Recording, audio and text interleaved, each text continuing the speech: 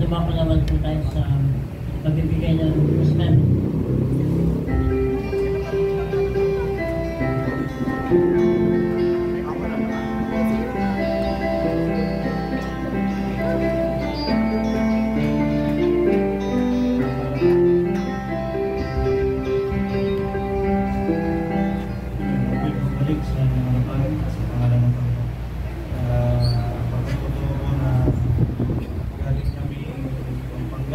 Hapon, Friday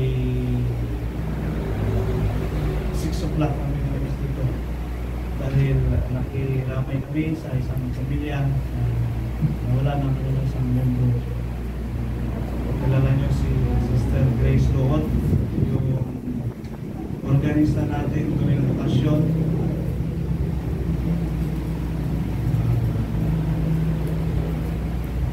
Umanaw na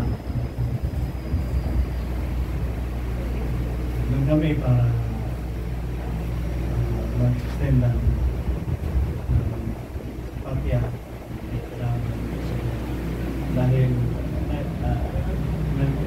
naging kasama namin din sila sa grupo, sa member of the choir, sila naman sa music ministry, kaya sinikap namin makaparoon o mag-extend ng papya. Salamat sa pag-iingat ng Panginoon at sa proteksyon sa amin. Hindi na kami hindi paglibig dahil alas 3 pa lang yung hapon. Gagawin na ulit pagbalik. Tapos kung lamay, ay wala rin akong tulog ng lamay. Ito paano? Nakapag-extend kami na reklamo sa kanila.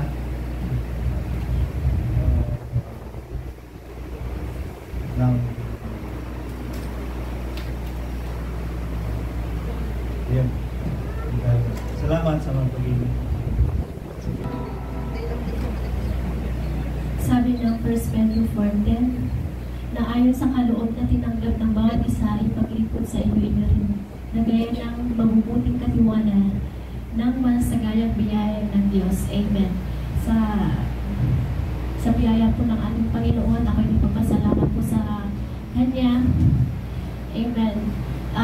Last Wednesday pala, yun yung result na nakuha ni Dempty.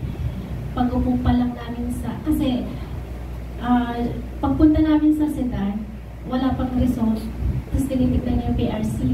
Tapos tumitingin ako doon sa cellphone niya, hindi ayaw nang ipakita. Tapos nung umattend na kami ng Wednesday service na, pag-upo namin, andun na yung result. Pero hindi ako na-excite kasi na-excite po ako dahil matutulungan na niya ako sa preparation po yung sa paghahanda sa paghahanda natin mga kapatid. Pero sa result ng exam niya, parang hindi ako na-excite.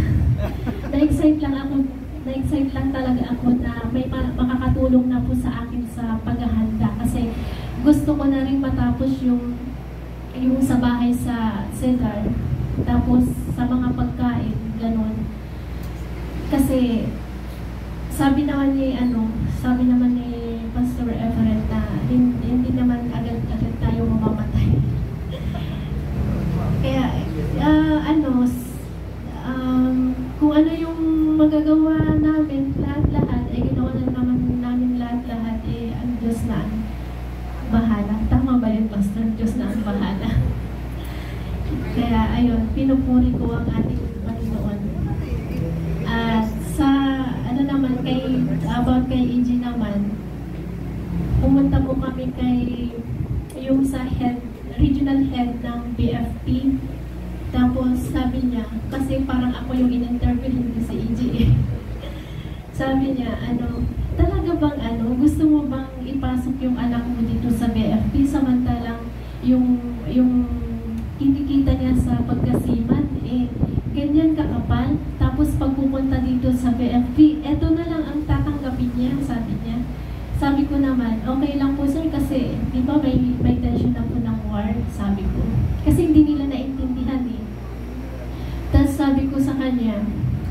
mas maganda na lang sir na maging kasama namin kaysa yung lagi akong nag-aalala dun sa kalagayan ng anak ko dun sa barko, sabi ko. Kaya,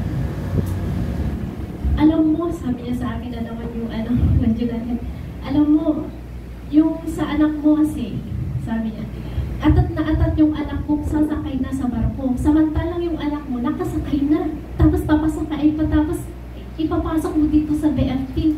Walang ano yan, sabi niya, walang yung maliit lang yung halaga na kinikita namin compare na ilang years na ako dito sa service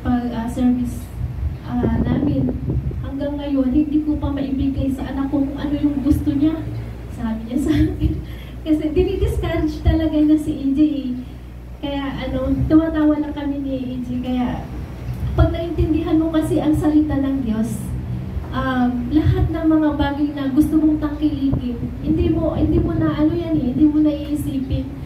Ang lagi namin iniisip yung future na makakatawid sa mangyayari sa ating mga kapatid. May mga pagkakataon na nag-o-offer din si kay EJ na sa Canada. Sabi niya sa akin, ipunta mo na sa Canada yung anak mo. Ako na lang bahalang tutulong sa kanya yung mga pangalan nito, showman. Ako nang bahala, sabi niya. Hindi pa kasi ate, hindi yan yung namin, priority namin. Alam naman natin na malapit naman na darating ang Diyos. Sabi ko na naman, tumatawa sila. Tapos yung kapatid ko na naman, kasi, umuwi, pang-problema mo na kasi yung mga anak ko, sabi niya nila sa akin. Hindi, magigera na. Sabi ko na, gera na kasi, alam mo naman, di ba, sa mga nangyayari sa atin, nakikita mo naman, sabi ko dun sa kapatid ko. Kaya, ayun, lagi namin sinasabi sa mga anak namin na gusto namin makasama sila sa pag-ilikot na hanggang sa pagdating ng araw ay magkakasama pa rin kami. Hindi namin tinatangkilik ang kayamanan na dito sa lupa, kundi ang gusto namin ay makatawid sa darating. Kaya salamat po sa ating Panginoon dahil mission accomplished na po yung trabaho ko bilang ina ng ilaw ng tahanan. Tama ba? Ilaw ng tahanan. Kaya nag-ilaw dun sa tahanan namin. Salamat sobra po sa ating Panginoon. Salamat. Praise the Lord.